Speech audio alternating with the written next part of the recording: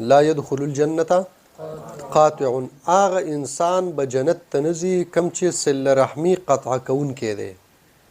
خپلولي کټکۍ په خپلولۍ په کټ کولو کې د هغه اهم کردار وي، نو دا کس په جنت ته نه ځي. او یو بل حدیث شریف واورئ، ډېر مزدار حدیث دی. نبی کریم صلی الله علیه وسلم فرمایي چې په کم یو انسان کې 3 عادتونه 3 خصلتونه، نو یو دا چې دا سړی به الله تعالی به د سره د قیامت پر ورځ آسان حساب کتاب کوي. قیامت پر حساب کتاب ګوره ډېر سخت کار دی، څوک به وړاندې کېدی نشي چې حساب کتاب ته الله جل جلاله دومره په قهر او په غضب کې. نو نبی رسول الله فرمایي چې 3 عادتونه چې پچا کی نو الله جل جلاله به د قیامت پر د سر د ټول نه آسان حساب کوي، او بیا به په خپل رحم سره جنت تم داخل کی.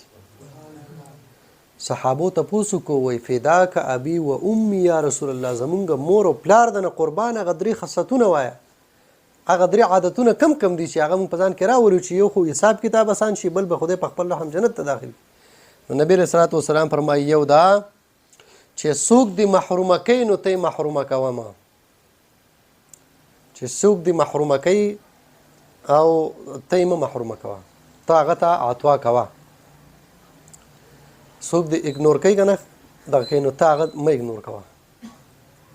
او دویم نمبر چې څوک د سره تعلق ختموي، رشته د سره ختموي، دوستي د سره ختموي، نو تو سره دوستي مه ختموه، تو سره صله رحمي کوه، تو سره دوستی کوه، تعلق ورسره کوه، رشته داري ورسره خپله هغه ته مه ختموه.